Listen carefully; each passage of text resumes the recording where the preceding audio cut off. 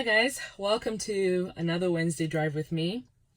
Today's topic is something we're all affected by. It's it's a very intense topic in the sense that when I mean that we're all affected by it, it's either we're the doer or the receiver, you know? It's either you're the one doing it to someone or you're the one receiving it from someone.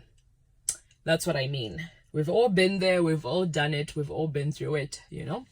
And we've come a long way and we've learned lessons along the way. And I think what the main questions that arise from all this is, are humans really made to be monogamous? Us as people, are we meant to be monogamous? You know? Are we made to be monogamous? That's the question. For me, this is just my opinion, obviously. We all have our own opinions. First things first, we're animals, okay? We're animals. And that's why it's instinctive for us, even when we're committed to someone and we're in a relationship with someone, it's so easy for you to notice someone else that's attractive and you're like, oh, this person's very attractive, I could get with them, even when you're in a relationship with someone else, okay? It's very easy for us to be attracted to other people when you're committed to someone else. And that's why there's so much cheating going on. That's my topic today, cheating. But there's so much cheating going on because of that. We lean towards that instinct that we possess, you know. But the difference between us and animals, you know, you look at dogs, you know, I look at my dogs and they're siblings and they're at it, you know, they're busy. And I'm like, wow, this is really bad, you know, like this is so incestuous, but that's an animal instinct, you know, that's how they're made. So with us as well, that's how we're made. But with us, there's a difference because we use this, you know, we are given that self-control.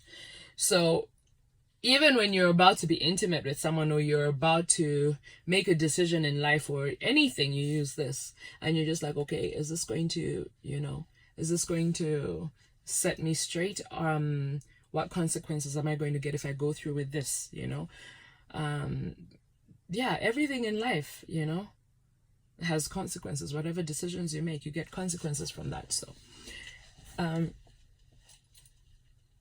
monogamy is basically comes around when you make a decision with someone. You decide to get into. Gone are the days when you'd say, oh, can you be my boyfriend, you know, can you be my girlfriend? Mostly, can you be my girlfriend anyway? Can we get into a relationship? You know, I'd like you to be my girlfriend. Nowadays we don't really talk about that, you know. That question isn't sent out there like that when you're chatting to someone or getting to know someone. You just notice from the chatting to say, okay, this is leading to this and this and this. And then even as you talk, you get to know someone and you actually understand them and realize, okay, this person's into monogamy, or this person can be committed, or this person just isn't ready for this, or whatever, you know. You're always able to tell. So it's important for us to have that conversation with people that we're getting to know or that we're getting into relationships with, you know, to say, are we exclusive? Are we just the two of us? Like, there's no third parties involved. There's no third parties that are going to try and get into this and ruin it for us. Is it just us two? So you need to have those conversations with people. There are people, like I always say, to each their own. That's why I don't judge, and that's why I don't, like, you know, come out like, oh, what this person's doing is so wrong. It only gets wrong when you actually voiced being committed to someone and you promised, like you would in marriage, to say that it's only going to be you for the rest of our lives, and then you don't live up to that. Then that's unfair, you know. But I mean, if you make everything clear from the start and it's not a relationship or whatever, you know, you made everything clear, that's okay, you know. The problems that we have really arise from, especially in marriage, you find that people end up, you know, people end up cheating people cheat for different reasons. Others really are just used to that certain lifestyle. To say they're getting attention from someone, and when you get married, your partner tends to take advantage of you or become so used to you that they don't try anymore to date you. They don't try to keep things exciting. So then you long for that excitement elsewhere. And then that animalistic instinct kicks in, and then you notice other people, and I always say, there's a certain saying that I say to say, you can't help falling in love with someone, or you can't help being attracted to someone else. You can't control that. It happens. Even when you're married, you do get attracted to other people. You really do. You can't control that. It happens. It's life. But what you can control, rather. Sorry, I'm confusing myself now. But what you can control is actually what you're doing about how you feel. Meaning you shouldn't act on how you're feeling. Yes, you're attracted to the next person and you're in a relationship or you're married. That's okay. It's normal. But what you're not going to do is actually act on those feelings, because then that's where it gets messed up. You need to have that self-control. And that is why God has given us each self-control. He knows we're animals at the end of the day, but he's given you self-control as well. So, cheating is a choice. Commitment is a choice. Loving someone is a choice. Everything in life is a choice.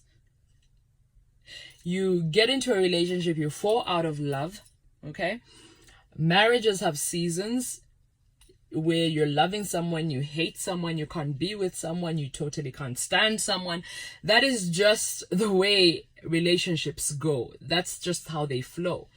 So now every time you're actually not loving someone, are you going to run off with someone else? Or every time that you actually fall out of love, you need to be able to see that this is just a season, or this is just a little bit of phase, and it's going to pass.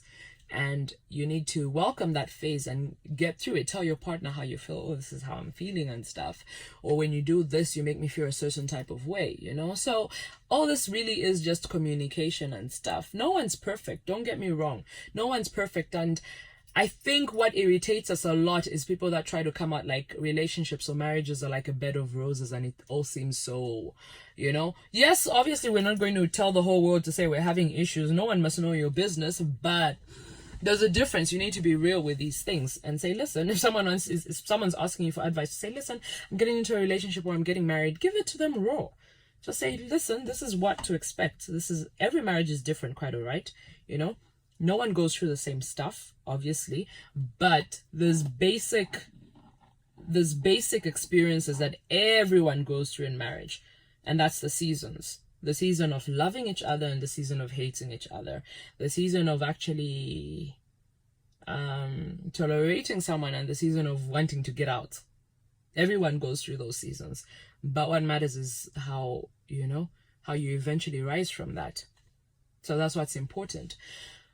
So like I said, cheating is a choice. You go through so much, and or you're attracted to the next person and things aren't okay at home. You're not happy in your relationship. So it's very easy for you to want to cheat or get that fulfillment from someone else, But in most cases, that doesn't work, or you end up, very few people cheat or leave their partners for someone else and it actually works out. Some it does, because then maybe you're with the wrong person or whatever. But even then, don't cheat.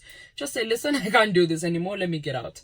I think, just say, I can't do this anymore. Let me get out. So that you wash your hands and you actually exit really properly and not messy and heartbreaking, and you're cheating and that's the scandal and it arises from that. Just get out if you want to get out. There's no gun to your head. There's no one holding you in. You're not stuck, So why should you break someone's heart or, make them feel a certain way by cheating on them? Make them feel like there's something actually really wrong with them by cheating on them. It's not fair. It's really not. So get out if you want to get out, and so you can explore your royal oats or whatever it is that you intend on doing. Get out first before you actually start cheating on someone,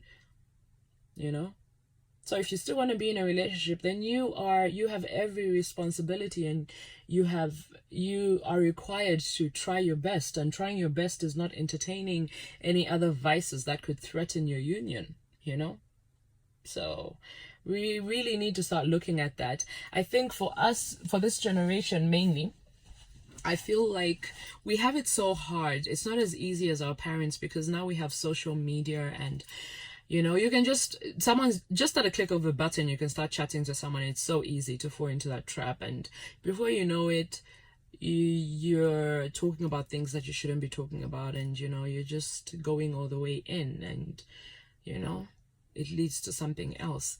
Back then with our parents, there was no social media, so they were able to make things work. There wasn't that temptation of social media, or like the next person.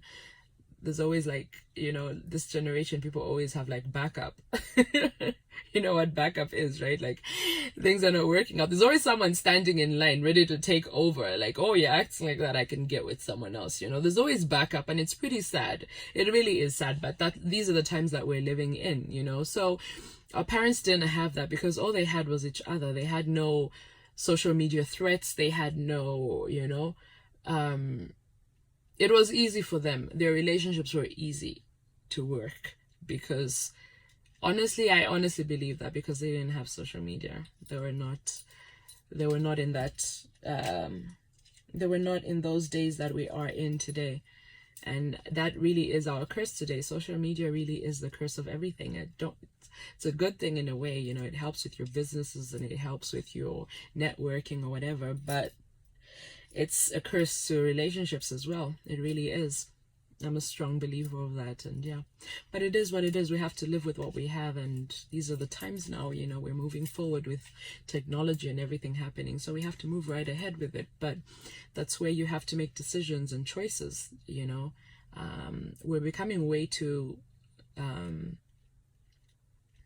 old and mature to entertain nonsense and do nonsense to other people. Like, look after other people's hearts. If you're committed to them, you're committed to them. If you want to be in a relationship, you want to be in a relationship. Control how you feel. I keep saying it's okay if you like someone else. It's okay, but don't act on it. Leave it at that. You like them, and that's it. You leave it at that. You find them attractive, and that's fine. It's perfectly normal. It's perfectly natural. We're animals. It's in us, But the moment you start acting on how you feel, then it just becomes a whole mess. You're opening a can of worms that you can't even close, You're hurting other people, and it just comes out like, you're this terrible person, when you're actually not. You're just acting on how you feel, and you shouldn't do that. You can only act on how you feel when you close the door on something that you're in. So close the door to that relationship, get out if you want, and then, only then, you can act on how you feel and give it a try or whatever, Don't act on how you feel when you're committed to someone. Don't act on how you feel when you're in a relationship with someone. That is wrong. That is not right at all. So that is the topic that I wanted to talk about and discuss today. I'll probably touch a few more, like I'll give out a few more pointers with time. I obviously haven't managed to tackle every single thing that I had in mind, but I'll see what I can do with time. I'm sure one or two things will pop up in my head and come my way, and I'll be able to touch this topic again. You will notice that one of these Wednesdays I'll be like, oh, remember last time we talked about this and this and this? Yeah, I forgot to mention this and this and this, but yeah, that's what it is. Yeah, so have yourselves a great Wednesday, and I will see you next week on Wednesday again. Bye-bye.